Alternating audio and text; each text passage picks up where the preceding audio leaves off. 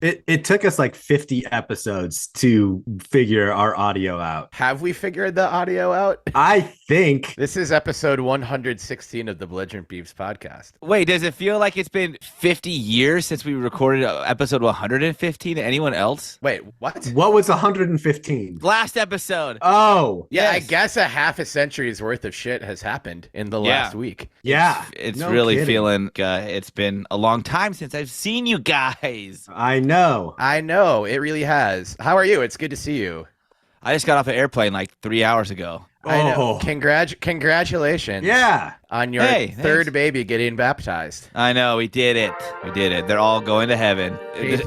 Daughter got baptized by Benny the Beaver in the Willamette River in Corvallis. That is the baptism Wonderful private ceremony ceremony. we are referring to.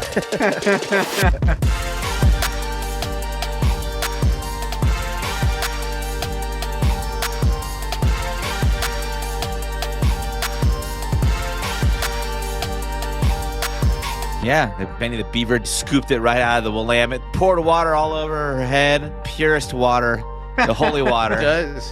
We should ask Will later this. I wonder if Benny is available because you can book all mascots for private events. I wonder if Benny does baptisms.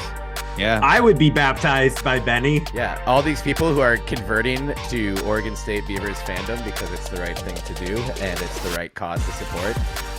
We've got a lot of work to do. We could let it wait until the off season, but all these people who are like, you know what? Everything that's happening to Oregon State is wrong, and I am on the Beaver bandwagon. You can get baptized by our mascot. Yeah. Hey, revenue streams. Wherever we can find a new revenue stream that's important. This has been the most focused start to the Belligerent Beavs podcast ever.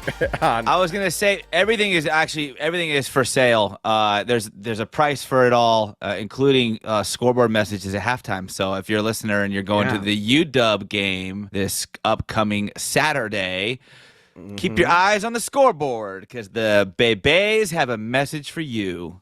All this talk about baptizing and Oregon State being in, a financially unsure predicament, we could just create a religion called Beaverism, and then we get tax write-offs. We'd be Nice.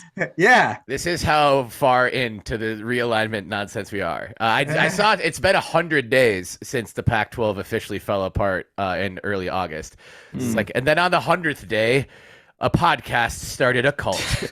It's not a cult, it's a religion. We don't need a TV deal because we have televangelist Joel Osteen on our side, marketing spirituality. Benny the Beaver would be the coolest cult leader. And now we're the richest college program in the country. See how that works. Yeah. How about them apples? Sign me up.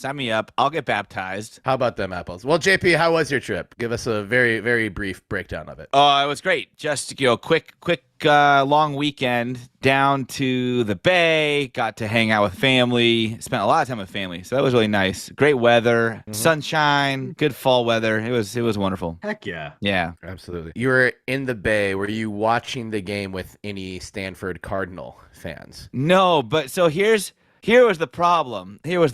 So I was 9 miles from Palo Alto, and I woke up Saturday morning and thought, you know what? There's a game today. This is a great day. I saw Andre's tweet about wake up, it's game day. That's my alarm on Saturday mornings. Usually I have all the sirens go off when that thing fires off, and I get in my notifications and popped up like, whoa, yeah, it's game day. Dope.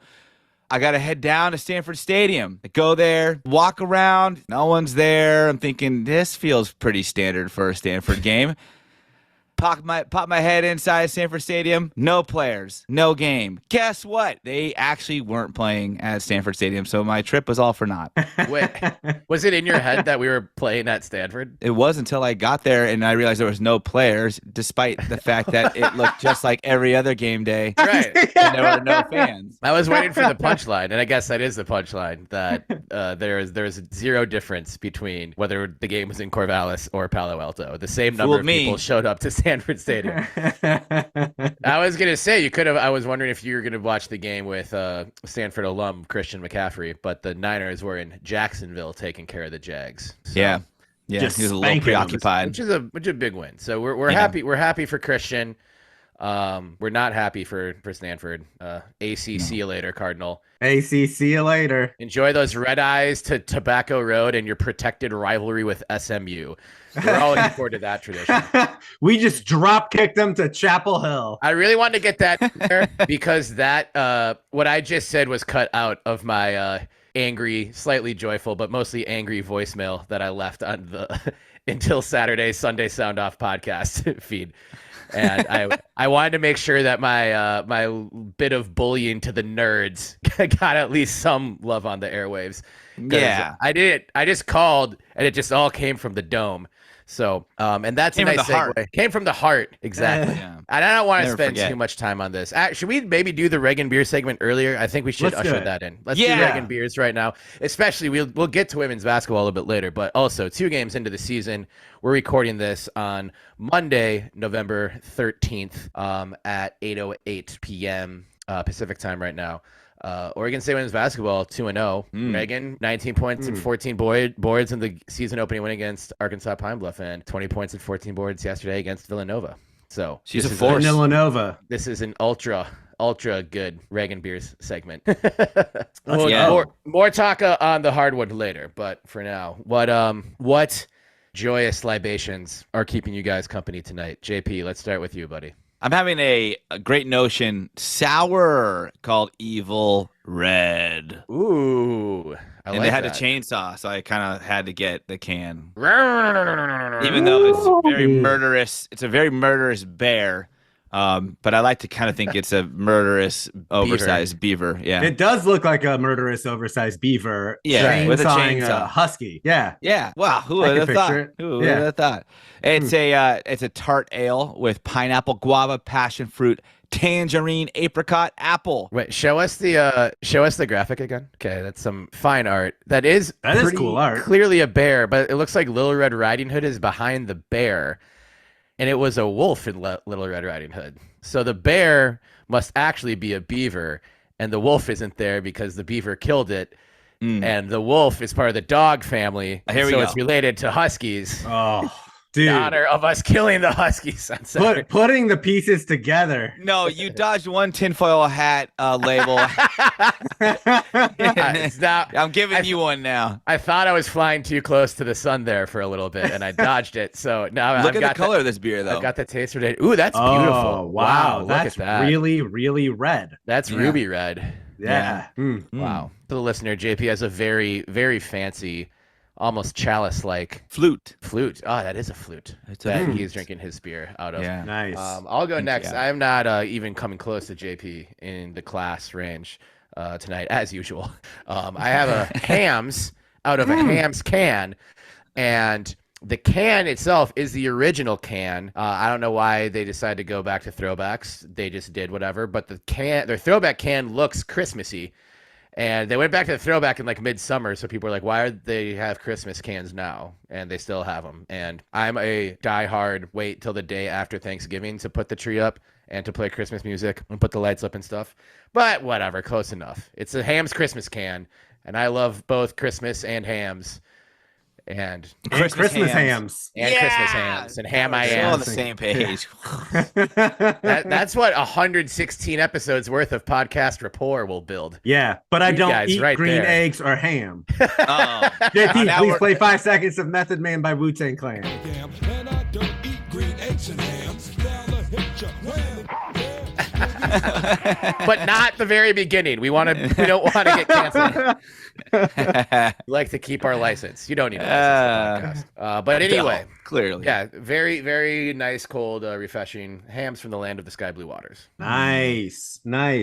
Benjamin. I am drinking Cardinal Tears. They are delicious and nutritious. I'm actually drinking coffee because my brain just about exploded from watching the Fenwick run, and it exhausted me. So I am trying to get my energy back. Yeah, Now that the West Side Eraser is done, Benny's a second work screen is just the Fenwick Leap on repeat. yeah, That's so cool. the Fenwick Y button to A button or triangle button to X button, depending on your console of choice. That was beautiful. And Beaver Nation obviously reacted appropriately and passionately to probably, it's hard to call something the greatest touchdown run ever, but it is probably the coolest looking touchdown run ever by 81 on any team. So flowers to our boy Fenwick for sure. Absolutely. But I don't know if anyone enjoyed it more than Benny did. It was like 2:30 a.m. after the game, and I'm getting just direct messages from Ben. They're still saying, dude, I mean, I know you saw it, but did you really see it? Like, you're trying to find tea leaves. Like, if on the 1,003 watch, look at this fan in the third row and the way they react to it. You can see their mind blow right as Fenwick gets both feet in the air right here. There was a very, very cool fan taken video that they put in slow motion as Fenwick is leaping over the defender. Listeners, if you haven't seen it, watch it. For sure. It's very cool. And that is a great way to just go into this toast for this episode, or this. Yeah, we're toasting to everyone, but especially Fenwick and Damien Martinez. And just everyone on the ground game. But cheers specifically to Deshaun Fenwick's touchdown run. He also went over 2,000 yards for his total collegiate career. So, man, Deshaun, cheers to you, my dude. Yes, yeah, lots of good numbers last weekend. Lots of great numbers. Lots of great calls. And one terrible call. You knew we were going to talk about this. I don't want to spend a shitload of time on this, because we all know how we feel, but also pretty much all of our listeners who we've chatted with or interacted with on social media in the last 2 days has brought this up. So I think we would be doing a disservice to the listeners if we didn't bring this up. And I, of course, spent the first moments of triumph after the Stanford game calling another podcast voicemail line to vent about how in my feelings I was about this. And it's a little, when you look at it from 30,000 feet, it is silly, but it is a very real feeling nonetheless. And it was announced during the third quarter of Oregon State's absolute annihilation of Stanford, which ended up in the final score of 62-17 in favor of your Oregon State Beavers. The University of Washington Huskies, they did their part to make this truly historic and iconic matchup this Saturday, beating Utah 35-28 in a game that had a little bit of everything. And true to form for Washington, was not comfortable at all for Husky fans. Basically setting it up, all right, Washington's going to be 5th, 10-0. Oregon State's going to be 10th, 8-2. We're still waiting for this week's rankings to come out as we're recording on Monday. But College Game Day is going to Corvallis, right? Like, what are the other possible matchups? Like, they were at Georgia for Georgia-Mississippi. The only SEC matchup of note next week is Georgia at Tennessee. Tennessee also lost to Missouri. And you kind of look through like, okay, we know they go to these smaller programs and smaller schools and not always FBS schools, which is cool. And one they've done a lot is the rivalry between Montana and Montana State, but they've done that one very recently as well. So all signs, literally and figuratively, all proverbial signs and logical signs and signs on the set of College Game Day pointing to Game Day in Corvallis, first time since 2010. And it gets announced, hey, Harrisonburg, we're coming to your city for James Madison versus Appalachian State. Get ready, Harrisonburg. And Oregon State fans were not happy, are not happy. I want to say a couple things right away. First, I think it is a silly rule that makes James Madison ineligible to play in a bowl game this year. I want to get that out of the way at first. And it is a program that's been really good, deserves more national spotlight, sure. They're playing App State, who's been an interesting program for a while, but they're 6-4. It's really not that big of a deal. And also, College Game Day went to Harrisonburg as recently as 2017, 7 years later than the last time they went to Corvallis, Oregon for the 2010 Civil War. I'm not trying to diminish what you've done, James Madison. If any James Madison fans are listening, if there's anyone who got their master's at James Madison and it's kind of their East Coast team in addition to Oregon State and is listening to the show, thank you for listening. It really just seems like the last and like kind of not final, but just another like tiny fuck you from ESPN to avoid Corvallis. And I know why. I want to hear from you guys a bit, but it kind of seems like them facing what surely would have been some petty signs in the back. Pat McAfee probably getting booed by a good section of the crowd. I also think that would have been a pretty compelling opportunity for ESPN to maybe change the narrative a little bit. I think they know they've been labeled as bullies in this whole thing, and I don't think they like that, and it's not good for business, and we know that their business is not in the tip-top shape it used to be. I think ESPN could have maybe not changed a ton of minds, but I think could have made attempts to tug at some heartstrings. Probably wouldn't flip anyone bleeding orange in Beaver Nation who's upset about this, but like the neutral observer who probably has some goodwill towards Oregon State and Washington State right now, they go, put on some show that tugs at their humanity a little bit. And they chose no. They're going to another school. They're avoiding it as much as they can. It's cowardice. They're running away from this shit the same way they've been running away from being public facing at this at all. And the last thing I'll say, Harrisonburg, I smoked pot with Harrisonburg. and it wasn't even that good. Madison. If this is your first time listening to the show, that's a recurring bit in honor of the movie Step Brothers. But anyway, that's kind of my initial thoughts on it. Benny, I know you reacted strongly to this as well and were really disappointed. Also pointed out that the second it got announced was the next play was Deshaun Fenwick's incredible 37-yard touchdown run. Yeah. So that's kind of, the subliminal message that Oregon State football has been sending across the country during all of this. It's pretty poetic that it happened that way. But yeah, man, just college game day, Harrisonburg, not Corvallis. What the hell? So I've obviously I knew this was going to be a point of conversation tonight, and I've thought sort of about how to express my thoughts, and first and foremost, like, obviously it's frustrating, and I'll take a thought that I agree with from the Athletic podcast, which is, if you're in Alabama or Ohio State or Georgia and game day comes, like, it's not a big deal, and you have a lot of people from those programs saying, like, what is the big deal? But it is a big deal, because game day coming to your campus is a mark of success, right? Like, it's a mark of notating that your program matters, your program's on the up and up, your program's important enough to hold a national pregame show, and probably the most famous pregame show of any sport, at least in the country. So that's why it is important, and I agree with all of that. And I forget if it was me having a conversation with JP or maybe someone on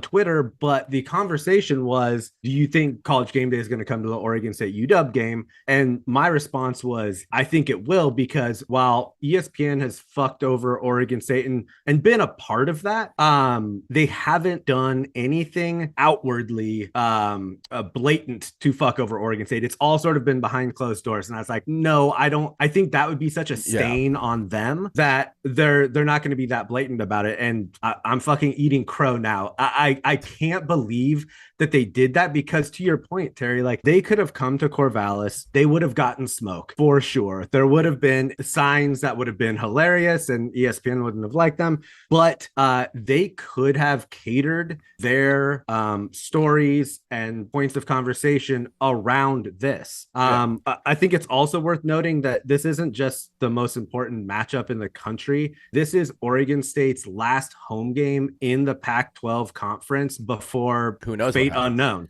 So like, ESPN was so blatant about this that you have people that have no affiliation with Oregon State calling bullshit on this. And I think it's actually going to be proven to be the wrong decision by ESPN because of all the blowback that they're going to get from being so obvious about this. That being said, I think it's a good thing for Oregon State and the Beaver fam. And this is why. You poked a hornet's nest that was already swarming, right? Like, this was already going to be the game that Oregon State fans had circled. Washington and Oregon are the two programs, right or wrong, that the venom is directed at. So this was always going to be the game. And now you add, let me go back. That venom that we all felt when the Pac-12 crumbled was so real and so raw. And I feel like it's still there, but some of it has trickled off, especially as Oregon State has played really well. That came back tenfold when ESPN made this move. And you're going to have a stadium stadium full of really, really, really upset people. And it was already going to be a ridiculous home field advantage. This is going to amplify it tenfold. The decision, I don't think was bad for Oregon State. It was the team that's going to get fucked over by this is Washington, I think. So that's sort of my thoughts on it. It is what it is. You can't change it. Just bring all that hatred that you feel towards ESPN and direct it at Washington. Yeah. The only thing that I thought of while you were talking to Benny was ESPN's they haven't done this publicly, but they can point their fingers at Fox. Yeah. As they've kind of been at war with each other. Like, no, Fox, this isn't our fault. This is Fox's fault, even though it's on both of them.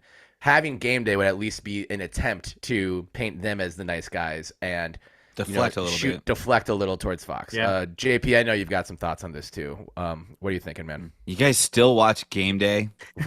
I was gonna say, I know you're the first one who said, "Fuck this, I'm done." It's more. Touche. I think it's more what? No, there's no excuse. There's no excuse. You're saying there's no excuse to be mad about it, or there's no excuse to be watching game day? There's no excuse at this point to be supporting that program, and there's no excuse to even maybe. But I'm saying being mad about it isn't the same as supporting the show. No, absolutely not. I am on the same page with that one. Right. I agree that game day and ESPN are absolute morons for skipping out on this matchup, and I think that it's a clear indication of admittance of their involvement and their desire to distance themselves as far as possible. I actually don't think this is about the venom that be spewed or the hate or the booing or the signs as much as it is ESPN sticking to their guns and saying, we're not throwing any bones. We're not, like, screw that. Like, there's no reason why we should show up there. Why do we want to go support that community when we're already dragging them down? That is the goal. Like, that has been the goal. I agree that there are clearly idiots running that company and these programs because they could have played stupid and played the nice guy card and showed up and been like, oh, here we are telling the story. Man, how terrible is it that the Big Ten and Fox took the last, two biggest linchpins of the conference crumbling, and now look where it's all the dominoes are falling. And look at all these poor people who just want to support their team. Yeah, I mean, they could have easily spun it. If they had any decent PR team or any half a brain, they would have done that. And clearly, they're just too fucking stupid to figure this out even. And that just goes to show that they don't give a shit about us. Game day, ESPN, none of them give a shit about Oregon State. They've already stomped our faces in the mud. They rubbed it a little bit more closely when McAfee made his comments. And then now they're just like burying us in whatever's left. So don't watch game day. Don't support that fucking stupid program. I will reiterate that to my grave at this point because it is very clear that there's intention behind their decisions for one reason or another, and I think a lot of it has to do with just the Pac-12 network and that we were probably the staunchest defenders of the Pac-12 network, or at least some of the most staunch defenders of the Pac-12 network, and ESPN now they're getting us back. They're coming for the kill because of that, and this is their way to continue to twist the knife, and it's one final twist that they can actually leverage on us. But like I said, like you said, Benny, I think it's a good thing. I think, yeah, sure. Rattle the crowd a little bit more. Amp the guys up a little bit more. I mean, Jonathan Smith commented on it after the game even. It wasn't really like he was like, screw you guys. But the fact that he had a comment and not like, nah, I'm not even, I don't care. That's not what we're preparing about or thinking about. And like he did kind of still deflect, but he commented on it. It's on their minds. It's definitely a motivator, and it's a coach's motivator. The disrespect is real. It is a narrative driven by the networks, especially right now ESPN. And it's going to motivate the players. It's going to motivate the coaches. It's going to motivate the fans. It's all going to look even worse when it's their Pac-12 game of the week on ABC, and everyone's going to be hating the network providing the game for the viewing experience. Well, and they set that up too, and they put it on ABC, and obviously they're going to still get their pound of flesh and their money off of it. And the way they've set this up is like game day is deciding to not go. Game day hates you, Corvallis, but also, hey, Kirk Herbstreit, go walk through Corvallis and call this game. And I know it's not the host's decision or whatever. And I know Herb Street made some comments saying he was expecting to go to Corvallis, whether he was referring to the whole game day production or just him and Fowler as a play-by-play and color duo. But you're not really setting up Herb Street for a nice little Saturday by making him do that. Is he going to be in Corvallis? You're not How's he going to do game day? For one or two reasons. Yeah, he's not going to go. You won't go see from him. game day. He's not going to be able to go from game He day. will. How? There's Yeah, not he even will. enough time logically to fly. Charter jet. No way. You think he There's gets no a charter way. jet? And lands He in does that all the Corvallis? time. And lands in Corvallis? In I don't think the Eugene. runway's big enough. That adds still 45 minutes plus. If he dove out of his private jet into, He'll be there. like He'll an be- armored tank, he'll be there. He would get to kickoff. It would be on cool time. if Kirk Herbstreit jumped out of a plane and skydived into the stadium and then went up to the booth and was just like, oh, and here's why Jumpin' Jack Velling is such a compelling tight end product. He'll be at the game. The game day thing. Fine. Let's say somehow he makes it to the game. It ends at 9 a.m. Pacific time. The show ends at 9 a.m. Pacific time. Yep. So there's 9.5 hours until kickoff. So No, that's 7.5 hours. 7.5 hours until kickoff. Yeah. It'll be tight, but he'll be there. Even if he is somehow there, Well- he's not walking those streets. Are you kidding me? I know he's he's- going to have he is going to have double duty protection if he even sips Right. a smell of public air. Right. I'm not actually worried for the safety of Kirk Herbstreit. I'm saying the, nameless, faceless, big power suits who are above at ESPN and calling all the shots and not making themselves known. Doing that to Herbie, I think, is not the most thoughtful or fun way to go about conducting business. But No, definitely. it is, and I guess it's not annoying because it's not a bad thing that a lot of people will see this game and see how lit Reeser will be. And I think I really like our chances in this. And I don't, to your point, JP, that the team is aware of this and talking about it, I don't think is a bad thing because I don't think this is a team that needs bulletin board material, but I think they're happy to take it and happy to use it when they get it. Dude, So, they for sure are pissed off about it because think about what game day is. They do personal pieces on these players, right? It's a chance for these players to get their The name brand. out. And with NIL being in the mix now, it's even more important to showcase yourself. And so the fact that ESPN is saying that Corvallis and the Oregon State community isn't good enough is obviously going to piss us as fans off. But them saying that the Oregon State football team isn't good enough, dude, those players are going to be playing with such a chip on their shoulder, which again goes to the point. This is a good thing. If we want to win against Washington, this is a good thing. Yeah, not to mention we are 0-3 anytime we have been playing an opponent that was either we were either hosting or a road team for a game day taping. So One last thing. I agree. People, if you see Kirk Herbstreit, if he does come, don't give him shit because this wasn't his decision. It was, however, the senior coordinating producer of College Game Day's decision. His name's Drew Gallagher. He's not hard to find on Twitter. So if you want to give someone shit, that's the person. Direct your concerns and questions and griefs with Drew Gallagher. That's Great. Drew Gallagher. great investigative journalism. Thanks. Benny. nice. I don't think more needs to be said about this. No. If you're an Oregon State fan who is still genuinely upset about this, we hear you. Hit us up in our DMs, hit us up on Twitter, and vent. And also give the Athletics until Saturday, Sunday sound off a call. They're very accommodating and And don't watch College Game Day. and don't watch College Game Day. I'm gonna be in that. We weren't boat, going to watch it JP. anyway. We're all going on Saturday, and we weren't going to wake up at 5 a.m. to get to the set or anything. No, don't so- ever watch it. Yeah, I fucking know, dude. I'm trying to focus on some of the positivity for this Saturday. That is a positive thing. It is positive. Yeah, It's take going the to be the trash out of best your life. atmosphere. Maybe we're going to just grab some microphones and do a better version of it anyway ourselves, like at MU somewhere or at Squirrels. In the or MU Peacock, basement, locked in the away. MU basement. Every door to enter the basement is somehow locked. There's no where we entrance. belong. You know what's cooler than a regular broadcast? A What? secret broadcast that Oh. no one can No go one to or knows. find or view. It's Kinda like your our podcast. imagination. Well, great bit on the Drew Gallagher note, Benny. I think that gives me a great segue into just talking about some actual football, some actual Another things that historic happened dismantling. on an actual field, a historic dismantling. It was And beautiful. Drew Gallagher was not a part of it, But Drew Chatfield, also known as Andrew Chatfield Jr., also known as Savage Season, hashtag masks on, had a hell of a game. Woo. And there's so many notes to hit of this 62-17 drubbing of the Stanford University Cardinal on their last Pac-12 matchup against Oregon State as well. Once again, ACC, see you later, nerds. Enjoy the red eye of the Tobacco Road. Andrew Chatfield Jr., interception on the first possession. Next possession had a sack on third down, forcing a fourth down, get us the ball back. And the game was over, basically, at that point.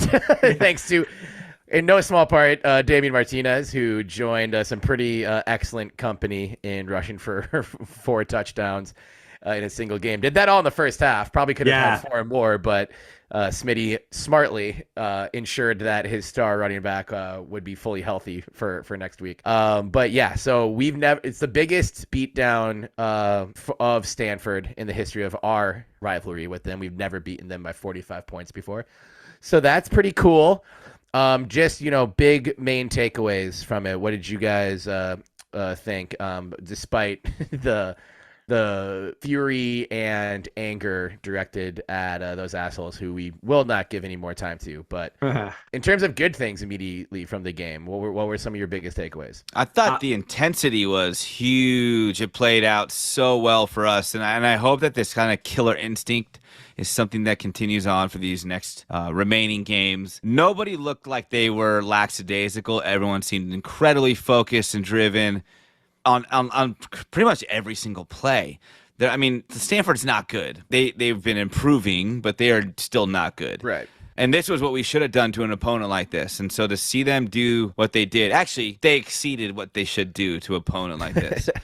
And it was purely because they didn't let their foot off the gas on offense or on defense. Even as we rotated in guys, and Bengal Branson got in there and threw a completion. That was great to see. There was no let up. There was no let up. There was obviously great performances on both sides of the ball. We talked about Chatfield.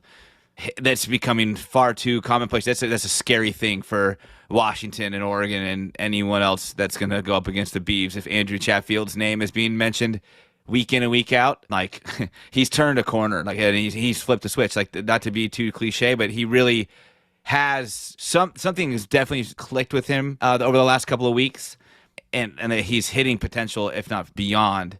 Damien Martinez, you got to give him the shout. That first half was just unbelievable. Crazy. Unbelievable. We were talking about, I was looking at production numbers for him for this season up to date, and there's been a lot of talk about the lack of touchdowns and everything else that's come from him. Also, the long runs weren't as common later into the season as they were in the first couple of games. Of course, some of that might be the opponent, but also could be fatigue, injuries that were undisclosed. Either way, everyone last year was so bummed. He was so close, 18 yards from a 1,000-yard season in his freshman year, and he could have got it if he would have actually not gotten hurt in the Vegas Bowl. This year, he's eclipsed 1,000. He had the dope photo looking like Walt with the 1,000 black and white pencil drawn sign. And just look at it. I knew he'd have to regress to the mean, if not improve off of it. And so progress to the mean with the touchdown numbers. He's already tied his last year number now after last week. There's no way he can hold the man down for that long. There's no way. And yeah, he's still a factor. He's still a beast. Not like anyone could ever say otherwise, but he can have games like this against any team, against any defense. And a lot of that's just how physical he is as a runner. So to see him get one now and kind of put every other team on notice, especially one that couldn't stop 19 straight runs at some point with a variety of backs. Who could that be? Yeah, who's on the schedule? Yeah, when if and when a healthy Damien Martinez is on the field, anything can happen, and he proved that against Stanford. Yeah, I thought that this was, clearly this was the most complete game that Oregon State has played up to date. What I guess my key takeaways were is that the coaching staff had this team dialed in.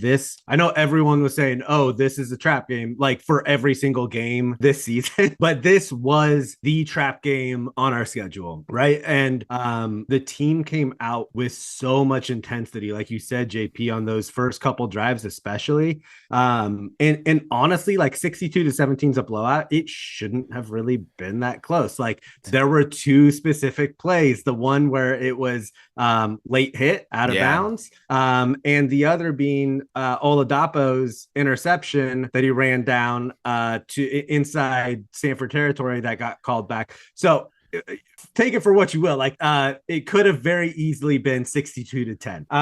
I think that if you look on both sides of the ball, like Damien's performance in the first half might have been the best performance of an Oregon State running back. I mean, since I can remember in one half.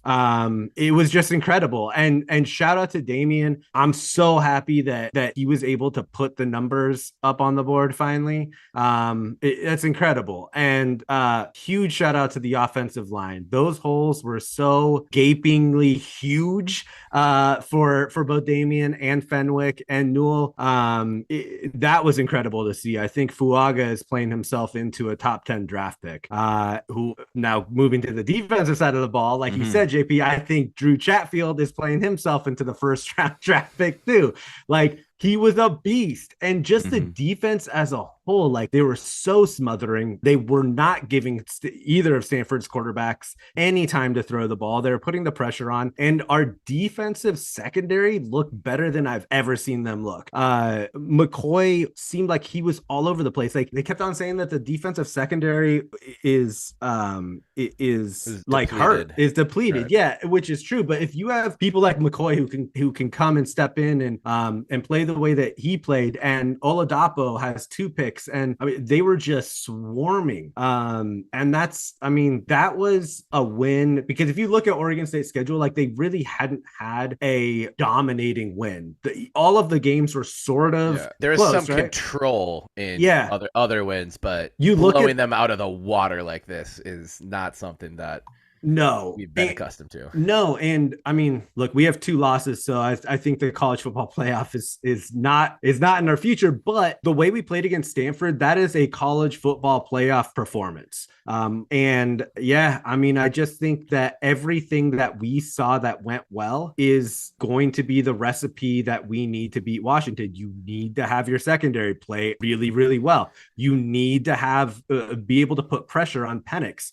If you look at like how, I hate to say it, if you look at how Oregon played Penix on defense, like when they were successful, it was when they got pressure on him. And you need to be able to run the ball well and open up those holes. If you do those 3 things against Washington, you're gonna be put in a position where the likelihood of winning that game is strong. And you saw those parts of the game just excel on a whole different level against Stanford. Yeah, and I gotta say, the big guys up front a little bit, just because I saw that I think the #1 left tackle rated by PFF this week was Joshua Gray, and the #1 right tackle graded by PFF this week was Talise Fuaga, who we are seeing some smoke on being a first round pick. I had shared a mock draft with you guys this last week where he went to your Niners, which we would all love to see. But that's another, when you're talking about Penix, keeping him off the field is the best way to defend him before getting pressure on him. And so if we can run the ball the way we did, then that's going to go a long way, especially if those big guys up front are getting pushed like they did. JP, I know you had a point you wanted to get to. Well, it's just to piggyback on what you just said, but also with the way that the game clock operates nowadays, right? We were curious how that would change or how that would impact the game. I feel like most people have kind of acclimated to that already, that their play calling and just understanding of like, oh, here's the flow of the game that I'm viewing. None of it seems to have differed very much, but it doesn't mean that there's not a wrinkle there to have some sort of advantage if you can use it to your advantage. And obviously running the ball, controlling the clock, keeping their prize quarterback off the field is a massive way to manipulate the clock and the outcome of the game. I would be shocked if we didn't run almost every single play early on, especially between the hash marks, to keep the clock rolling and just not worry about incompletions or running out of bounds, etc. But also, I was just going to say, with Chatfield and playing himself into a first rounder, and like obviously, maybe that's a pipe dream, maybe it's a stretch, but the stuff that he's doing that might get him recognized for that is what could easily stifle Penix, and it's his speed, it's his athleticism, it's his motor. Like And he's starting to really flex all of those things again over these last few weeks as the game seems to have slowed down for him. And Yes. just when both his interceptions this year, I keep thinking it's a defensive back. Like when he snags the ball and he takes off, I'm like, whoa, who got that? Was that Oladapo? And I'm like, wait, oh no, it's Chatfield.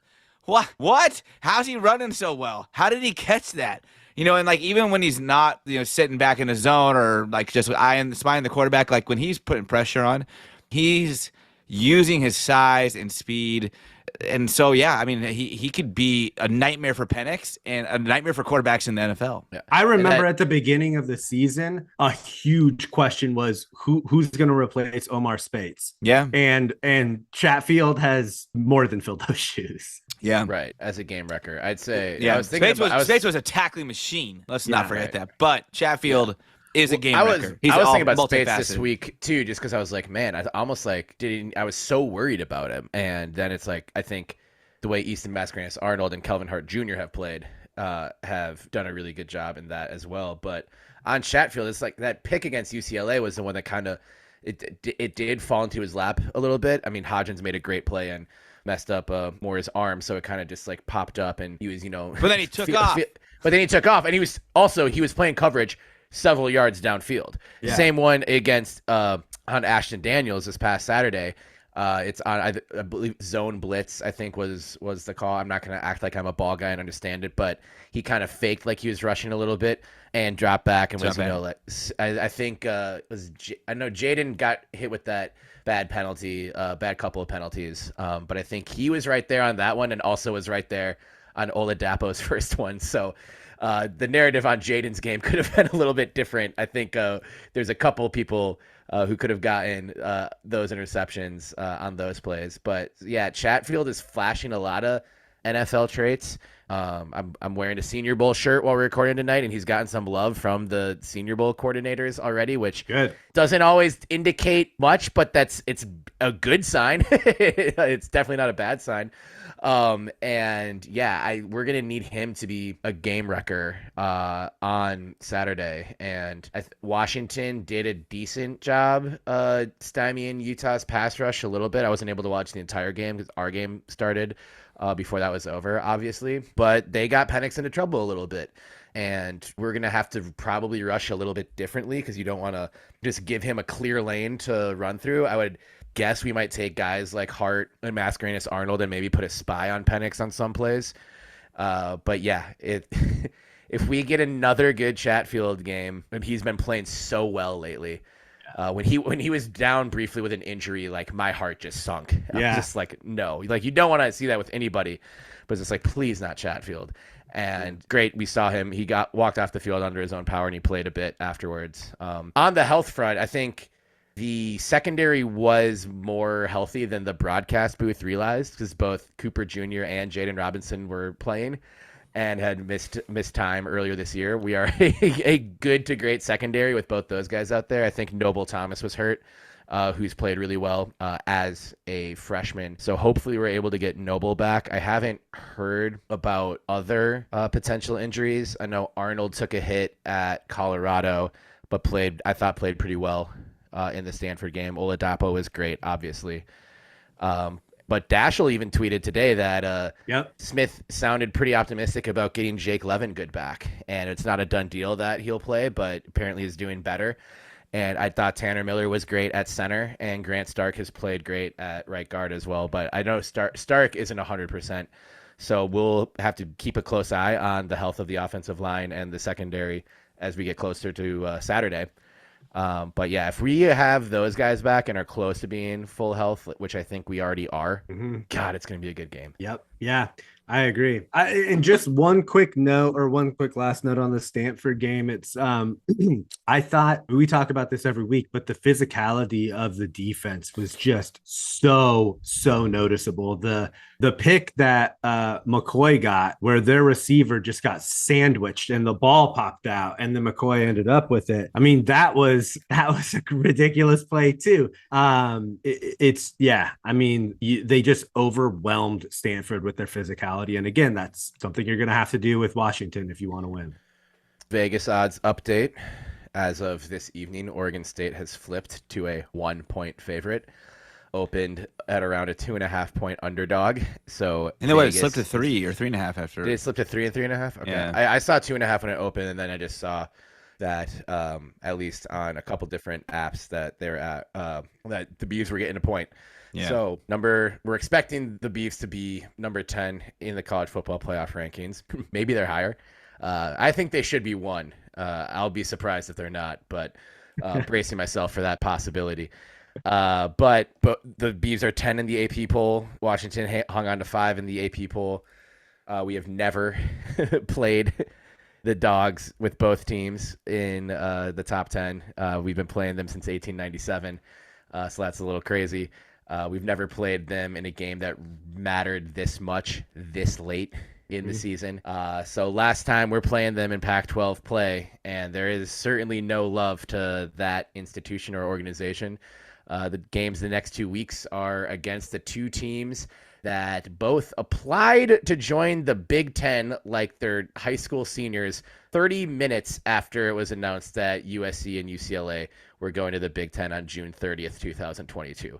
So don't forget that. There wasn't this long march towards trying to make it work, and it just couldn't work. It was pretty instantaneous. Like I said, well, a source has told us that the athletic department's been ready and waiting with announcement, video, graphics, creatives, essentially everything that they would need to make an announcement in physical and digital life since pretty much a month after SC and UCLA left. Good. Yeah. So yeah, it's been their agenda. It's been their plan. Right. There's no denying that. Every stop on the revenge tour was not created equal. These next 2 are the ones we've had circled, have the most ire, the most venom, and unquestionably want the most. And it being the last game at Reeser in the Pac-12 as we know it, with still an uncertain future. Though we might know more, there is a hearing scheduled for tomorrow, Tuesday, November 14th. I'm guessing my expectation will be we're not going to learn much. The legal process takes a lot of time. And there'll be so much more muck to run through before we figure everything else we up. have to announce Michigan. I almost text you guys like first. Michigan. Yeah, Michigan wants to leave the Big Ten because of everything going on. Yeah, bring Connor Stallions with you. I don't care. Yeah. Oregon State, Washington State, and Michigan. That is that's like the Bermuda Triangle. Let's go. Oh man, we're all gonna be there. That's another thing too. We're all gonna be together. Benny's picking me up on Friday. JP, I think you can only come for the game if that's still. Are you guys staying down there Friday night? Yeah, and Saturday night. Oh, it's gonna be so fun. I don't want this to get out because there are people like listing hotel rooms and Airbnbs in Corvallis for like $10,000 right now. But our hotel room at the great double-decker lobby that your son loved so much does have a couch with a pull-out bed. So any last-minute adjustment, you're more than welcome, JP. But if you say no, I will sell it to the highest bidder. For 10 G's. Have it complete, any 10 G's, Washington fan, it's a 20 G's. Yeah. So, gonna try and rip off a couple of dogs. And they'll have to sleep with one eye open because I'm gonna fart on your face once you fall asleep. Right. If you wake up and I'm just standing over you muttering some incantation in a different language, don't worry. That's just the way I sleep.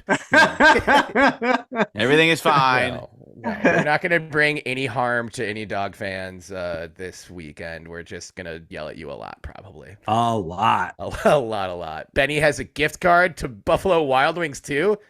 Yep. We're going to crush this weekend. Oh, it's just, oh man, I can't wait. I'm so excited for this weekend. I just fuck every single part. So I was thinking about this. I don't know if there's like the only other type of game that I can think of that would be on this level of extracurricular emotions involved in the game would be like when the Baltimore Ravens played the Colts for the first time after the Colts moved to Baltimore. Like, that's what this feels like. The Colts moved from Baltimore. Moved from Baltimore. Yeah. So it'd be when they hosted the Colts the first time. Right. Yeah. Well, the animosity from the Baltimore fans, right? So like that is, I don't even know if that equates to what we'll feel. Like, there's so much other noise that's going on around this game, all of it making Oregon State feel like they're inferior, which we're not. And I just like, it cannot come soon enough. Right. And on that too, Benny, it's a bit I mean, every situation is unique, and Washington isn't the one institution that fucked Oregon State in this. I would say they are one of them and a representation of the many who did that. So it's a little bit more complex than just being like, oh, that's the team that left and now they're coming back here. Yeah. And it does make a difference that they're the one of the two Northwest teams, because it does. Yeah. I'm mad at USC and UCLA, but for some reason, because Oregon and Washington are in the Northwest, like the venom's stronger with them. There is an expectation of some regional stewardship. Yeah. And some like, wait, you're really doing this? You're really gonna like, have you been to Piscataway, New Jersey? Have you flown there? Have you been there in November? Like, this is what you're agreeing to? Like, what was our relationship that bad? I thought we had a pretty nice thing going on. Could it have been better in some ways? Yeah, of course. But it was a nice, good thing happening. Fill in the blank. Oregon State wins this game on Saturday because what? JP, you go first. Because of research. Hell yeah, baby. Benny. Because we make Michael Penix look like a non Heisman Trophy candidate. Right. We make him play like he's human. I wrote that Oregon State ended Caleb Williams' Heisman campaign last year after we lost to them, and then he did go on to win the Heisman. But he really, really needed to ball out after that. And Penix won't have the luxury of having a bunch of games left. And go back and look at what Williams had done going into that game. And then what he did in that game, that last touchdown that saved the Trojans bacon, probably saved the Heisman for him too. We can then make that 2 years in a row where we have, just an absolute dismantling of the number one Heisman contender at the time we played them. And then we can do that to Bo Nix again next week. So 2 for 2. And then the Heisman goes to Marvin Harrison Jr. like it should. Don't at me. Well, sorry, I want to jump into this game. I'm just eagerly anticipating talk about this. I think, to answer your question, I think that Oregon State wins this game for a couple different reasons. Number one, to JP's point, research, I don't think is going to be the most, I do think that they will, but it's not going to just be the most intimidating atmosphere in college football this week. I think it's going to be the most intimidating atmosphere that college football has seen this season. I don't think that Oregon State fans will have ever witnessed anything like we're about to witness on Saturday. It is going to be a zoo in the best way possible. And if you look at Washington's road games this year, number one, they have not traveled well on the road at all. But if you look at the environments, it's at Michigan State, who is going to have a down year, right? In just September. A shell of itself. Yeah. At Arizona before Fafita was starting. So not an intimidating environment. Touchdown game too. Right. And exactly. Touchdown game. And then you have at Stanford 42-33. The same team that we just beat 62-17, 42-33. And like JP said, there's no one that goes to those games. And then at USC 52-42. They allowed what was I gonna say? No, wait, hold on. USC's defense that's garbage. So I guess that did play out, but it was 52-42 against a USC team that's not that great. And also, like, the Coliseum is not drawing people. They were number 20 at the time. Yeah. So. And so those are their road games, and now they're coming to Reser. This will be the biggest test for them for sure. And I don't think I think Kalen DeBoer is a great coach. Like, give credit where credit's due. I think he'll have them prepared. But keep in mind, the players are like 18 to 22 years old. Environments matter. Home field advantage is real. And these players will have never experienced anything like they're about to walk into. I think Washington is going to be on their heels to start this game. I don't think they're ready for this. I truly don't. And that's looking through rose-colored lenses. I get it. I get that I'm biased. I truly don't think that Washington is ready for this at all. The other thing is that it's supposed to rain. Michael Penix has not played well in poor weather games. Straight up, like he has not played well in poor weather games. When they were playing Utah, the explanation given by the announcers when Penix wasn't playing well in the first half was he does not play well in poor weather games. They are going to need to pass the ball extremely well against Oregon State if they want a chance to win. And I don't think that they'll be able to stop the run. I mean, if you look at their last couple games, like minus the win against Oregon, which was a really impressive win. I mean, they almost lost to Arizona State. They came within 9. They only beat Stanford by 9 points. They let Bryson Barnes score 28 points on them. Like, this is a team that has been flirting with defeat for weeks now. Like, absolutely. They're the number 5 team in the country, and it's deserved because they haven't lost a game. But this is not a team that is up there with the likes of Georgia or even like Florida State, Texas. Like, they're not at that echelon. If they end up going to the college football playoffs, they're going to get smoked. Like, I really believe that. And so I think you have a bit of an overrated Washington team coming in. And if you jump on these guys early with the atmosphere that's going to be at Reser and the way that Oregon State plays where they can grind out the clock, if you can jump on them early in the first quarter, I think that Washington State coming back and getting back into the game is going to be significantly more difficult than in any of their other games leading up. Right. We got to move on a little bit. I was going to answer the question that I myself asked. I'll say Oregon State wins because Oregon State rushes for more than 225 yards on the ground and also controls the time of possession pretty substantially. Obviously, those two things are related, but I think it'll be a 35-25 split around there. And if that's the case, that's a Beavs win. Wait, what was our picks for this game? I'm getting into that, and I have a little bit of egg on my face for that. I'll say I started the season. I'm the asshole. I predicted a 30-28 defeat. Oh my God. Obviously not sticking to that. I think Oregon State wins this game. I think it'll be a little bit closer. I'll say 27-21. JP, your prediction, again, this was before the season started, was a 31-24 win. Does that sound like a score line that you like to stick to? Yeah. Right. Benny, I think I mentioned this on pod last week. All I have in your column is just W. No score given. And then it gets a little funny the rest of the way. But I have a W. Do you think a full Wehages in order for this? That's what the W stood for. Probably. The W Wehage in all caps. We win, we hage. I think that this game is more low scoring than what people think it's going to be. I think that we win 24-10. I like that. Yeah, I think the weather is going to play a factor. I think Reser is going to play a factor. And if we can jump on them early, like I said, we can really grind out the clock, unlike a significant amount of teams in college football this year. Absolutely. Yeah. All I have left to say about football.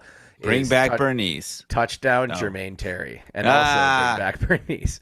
I looked on the OSUBeaversshop.com. You can order every single player's jersey, but not Jermaine Terry.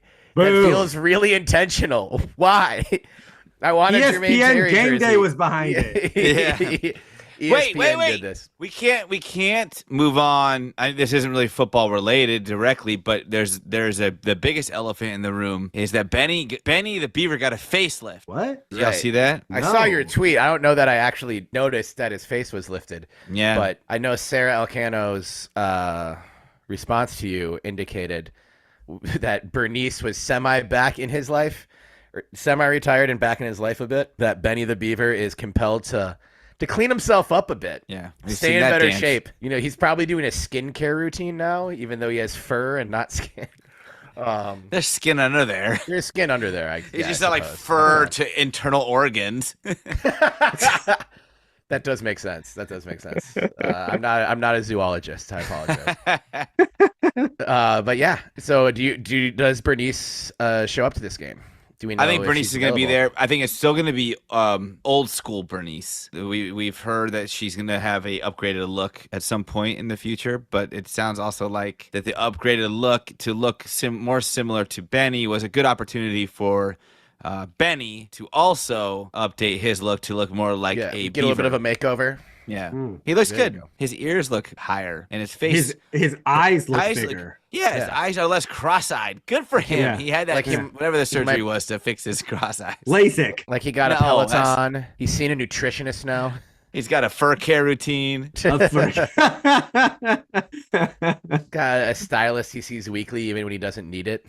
You know what Benny should do is bleach his hair. Ooh. Yeah, This that's Benny what might. You should. that's what you think everyone should do. That's your Yeah. I might. You should. Terry too. Obviously. Yeah. Obviously, I'm doing that. Washington at Oregon State this Saturday, 4:30 p.m. Pacific time. Kickoff. It's going to be one to remember. Also, the first top 10 matchup in Corvallis since 2000, when Oregon State, ranked number 5 at the time, beat number 8 Oregon 23-13 to go to the Fiesta Bowl. Who was our quarterback that day, guys? The best. Jonathan. The one. The best. The great one. The Jonathan. It's Jonathan just Smith. Jonathan. The Jonathan. The Jonathan. I love that. And he will be at the game this Saturday as well, as he is the head coach. I can't. Weird. And Chad Weird how that Chad Ocho Cinco Johnson, Yeah, if you're come to listening, Corvallis, I expect to see Jonathan Smith pull up in a Lexus. Give the man his due. Benny will split his $100 gift card to B-Dubs with you if you come to the game and give Jonathan Smith his Lexus. But I get to pick the wings out. He gets to pick the wings out. So it's still a pretty good deal. We'll see you there, Ocho. Yeah. Pivoting to the hardwood, where both men's and women's basketball are 2-0 at What's the a time loss? of this recording. I don't see one anywhere on the schedule. Men's basketball has beat the shit out of Linfield, and then required some prayers to the Pope, Jordan Pope, I am, of course, talking about, to escape Troy with a win on Friday night by the score of 81-80. They are 2-0. As we are talking about it now on Monday, November 13th. By the time you're listening to this, they have likely played Appalachian State on Tuesday night at Gill Coliseum. So hopefully they're 3-0. And, it's hard to glean a lot from these early season games, but that's the scoreline you want to see against Linfield.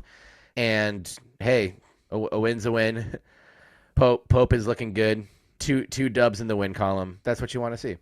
And then they'll head to Sioux Falls, South Dakota for a date with the Nebraska Cornhuskers that I was going to go to until I was able to swing the football game. So I will not be going to Sioux Falls for the basketball game. Sorry, Coach Tinkle. Please don't hold that against me. I'm happy we're 2-0, especially for men's. I felt like the women were going to continue to gel, that Raegan was going to just come out with so much authority that there would be no doubting the potential of that team. And we're seeing that come to fruition. But there was a lot riding on how our freshmen on the men's side develop, because while Jordan, Bilodeau, they all had some great seasons, there's still a lot more new pieces that have come in. Yeah. So there's still maybe more question marks than there were last year, and maybe harder questions to ask given the expected level of talent from some of the returning young veterans that we've got coming in. I'll take the wins. I'll take the W's. A win is a win. You're right. And I've seen a lot of chatter about, oh man, like it took us to like triple overtime to beat Troy. But Troy was a 20-win team the last 2 years. Like they're no slouch. And we didn't play great, but after those first few minutes, we had like an 11-point lead and like a couple 8-point lead, 10-point lead. But about just under halfway through the first half, it just became a back and forth game the entire way. And maybe that's a youth, it's an experience thing. Maybe it's a coaching thing. But either way, like they got it done. And I'm hoping that when I looked at the preseason schedule, including the tournament, I was hoping like if we can win 5 of these pre-conference games, I will be elated. If we win 4, that would be good. If we win 3, that's kind of what I expect. So we're already at 2, and I'll take the performances I've seen. I think that Jordan, what I liked about Jordan against Troy was he had an awful game, awful game, especially shooting. And I think he'd be the first to admit that. But he didn't cower away from the challenge to help put the team on his back when they needed him. And he was still maybe taking some risky, normally ill-advised shots. But with the talent level that guy's got, he probably has the green light. And I'm sure Tinkle's given him the green light at any point in the game from anywhere on the court. And he was not shy about trying to help to get his team back to win that game. So good on him. Good on you, Jordan. I don't have a problem with it being a weird game. It was a weird game. It was a weird game from like 5 minutes into the game. So I'll see how the next I'll see how the next few games go. I mean, then again, we did say weird games happened in November 2 years ago, and then it wasn't. It was still a weird true. Season. It can still mean bad things, but it's still true. I'm going to go out on a limb and say that by the time people are listening to this, or while people are listening to this, whenever, that the men's basketball team is 3-0. So I'm predicting no win against Appalachian State. That's how hard in the paint I'm going. Damn, man. I like Deshaun Craig a lot too as a newcomer. I think he looks like he's played like a new player. And a young player, like you kind of expect out of the sort of like late edition first year players, but I think he's got a lot of potential. Also great to see Scott Ruick's side, the women's team, beat a team like Villanova, who was in the Sweet 16 last year. Figures to be another good year for them in the Big East. See Raegan dominate the way that she has. Yeah. Also, just great to see Talia von Oelhoffen back on the floor. We know she was playing hurt all of last year. God, I hope. Stay healthy, Talia. Down. So as long as Talia, not to poke the bear again, but like I would right when game day announced their decision, it was just kind of fun to see all of the reactions to it, and instantly, Talia had some great reactions. Like James Madison is my least favorite founding father. Yeah. And just had some great clapbacks to College Game Day. So good. Talia is at least in good spirits. If she's not 100% physically healthy, we hope she is though. We love watching you play, Talia, and hope this is a much easier year for you, mentally, physically, spiritually, everythingly. But yeah, 2-0. The women's team doesn't play again until Friday. They host UC Davis. Benny, you and I might be rolling into Corvallis right as that game tips off. Oh, you got to go. Tip off? So it's 6 p.m. Oh, we'll be in Corvallis. We'll be in Corvallis by then. So we'll let's plan on making an appearance. And get a Gill dog and a Gill beer. Maybe the Peytoners will be there. They might be in town. They were there. Well, they were there. I think they were there this last week for both? No, I think for the men's games. They cover men's basketball. Well, I know, so, but the only podcast in existence that solely covers Oregon State men's basketball. I saw obviously the men were picked to finish 12th at Pac-12 Media Day. Where were the women picked to finish? I don't think I ever saw that. like 8th. Okay. 7th. All right. Okay. Canzano has a couple great. If you subscribe to Canzano, he has a great crystal balls. He's calling them, where he brought in a guest writer for both the men's basketball preview and the women's basketball preview. And I am blanking on the name of the individual who wrote the men's one, but he said he liked Oregon State more than most people, which had him picking them to finish 10th instead of 12th. As the team said in 2021, the rallying cry was not 12. So that might work again. So that's a all right official not 12 prediction from at least one basketball writer. There we go. And if that can work its magic again with this team, none of us are going to be mad at it.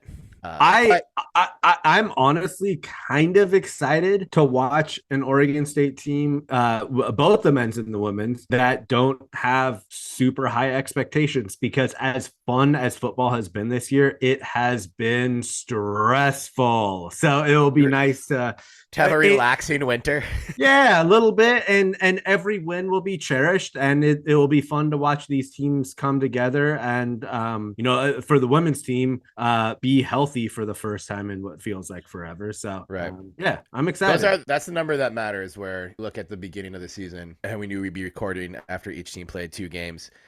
Both teams hadn't played a game yet when we were recording last week. So I think if you could go back in time and talk to last week us, first of all, hey guys, great episode. You're doing a great job. Also, we're going to be 4-0, and I think we'd all take that, and I'll be excited about that. Yeah. And especially given the one thing, I'd be like, okay, how much did we beat Linfield by? And with it being by about the same number of points that the football team beat Stanford by, I'm happy about that. That's perfect. Anything else on basketball? No. We got to move to the pitch. And this is more of a rallying cry than anything else. Benny, I'm sad that we're not getting to Corvallis on Thursday night, because NCAA Tournament soccer is back at Paul Lorenz, baby. It's going to be a frenzy at Lorenzi. Greg Dalby's team is tournament bound. They host Seattle U on Thursday night at Paul Lorenz in the first round of the NCAA tournament. Y'all, the Freezer is going to be the reason that the football team beats a team from Seattle this weekend. You know Lorenz is going to be the reason that a different kind of football team beats another team from Seattle on Thursday. It's been a great season for Coach Dalby's first year. The team's been playing great.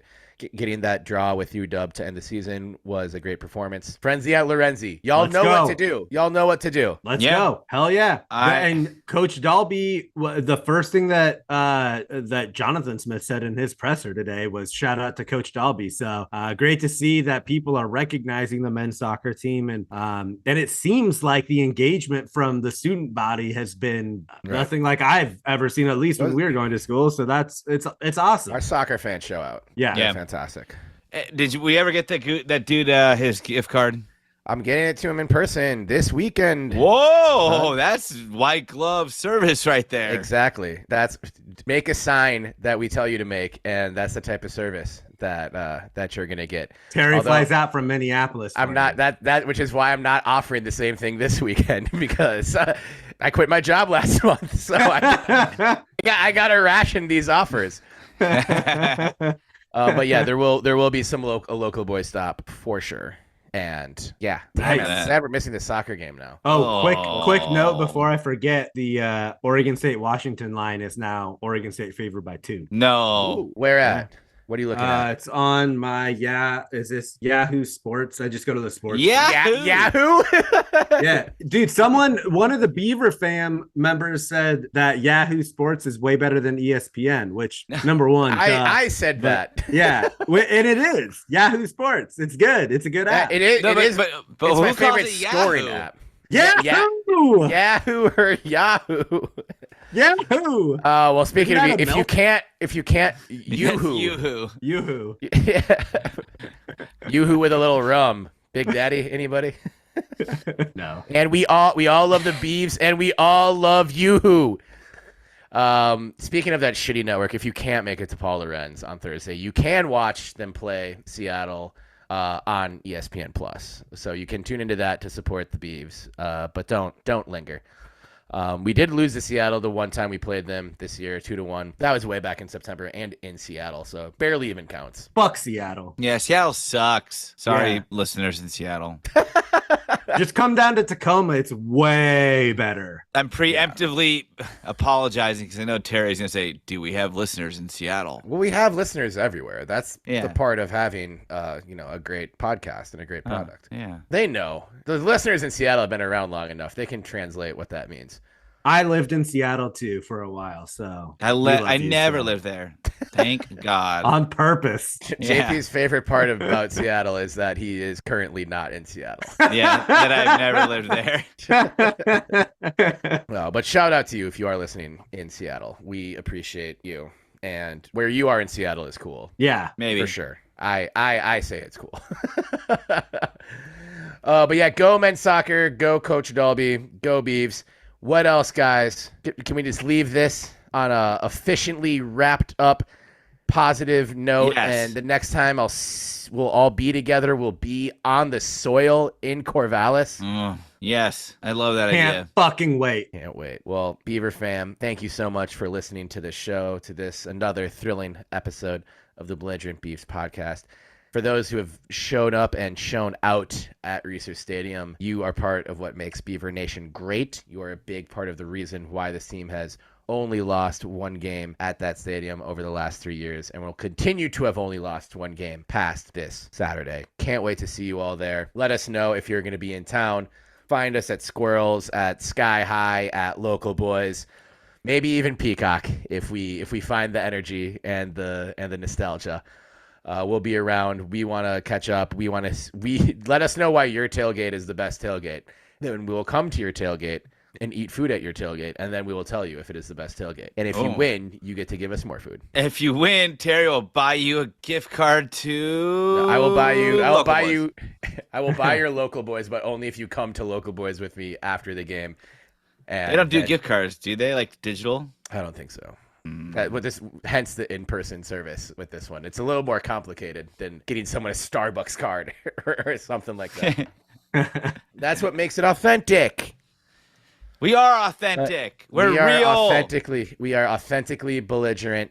Thank you again for tuning into this episode and for making this football season one to remember. My name is Terry Horstman, at Terry Horstman on Twitter, at Terrence Horstman on Instagram, at Angry Guy in Minneapolis calling into the Until Saturday voicemail inbox. Feel free to follow me at any of those channels. With me, as always, on the ones and twos, the man in charge of controlling our ship, making it all go, JP Bertram in Portland. That's JP Bertram on Instagram, and at the Trill J on Twitter. That's at the _Trill_J, because he's too Trill to be real. And joining us from not Seattle, but Tacoma, because it's way better and way cheaper, Benjamin Lawrence Sebastian Weehage. That is true. AKA Benny with the good quaff, AKA Benny Bowl Game, AKA Benny Blastoff, AKA Benny Bedlam, because he's fucking crazy, folks. AKA picking me up at the airport on Friday because he's a nice guy, and making the trek to Corvallis with me for the best weekend of all of our lives. You can follow him at BennyL1986 on all social media channels. And follow us, for goodness sakes, at Belligerent Beavs on Twitter, at Belligerent Beavs on Instagram, Facebook, Blue Sky, TikTok, YouTube. We're throwing stuff up on YouTube at a rate that is just way bigger than what we used to be doing, which is like 2 videos a week rather than 0. So check. You can listen to the show on YouTube. That's that's convenient for if you're listening at work or something like that. So listen to the show on YouTube and check out our shorts on YouTube as well. We're throwing up all kinds of stuff there from the Belligerent Beavs feed. And this is also a great time to give the show 5 frickin' stars at Apple, Spotify, or wherever you get your podcast, and to share the show with a friend. We love making the show, and we'll continue to make it even if no one listens. But 5-star reviews really help us grow the show a lot, and we'd really appreciate it if you shared the show with a friend. I've been Terry Horstman on behalf of Benjamin Lawrence Sebastian Weehage and JP Bertram. This has been the 116th episode of the Belligerent Beavs Podcast, and we will see all of you beautiful people at Reser Stadium this Saturday for an iconic, historic, and euphoric moment in the history of our great program. Go Beavs, chop 'em. Remember, you can't spell chop 'em without hope. So chop 'em. Chop 'em. Chop 'em. Don't watch game day. And show up, show out, be loud, and let's make that Richter scale dance on Saturday. Let's go. Go.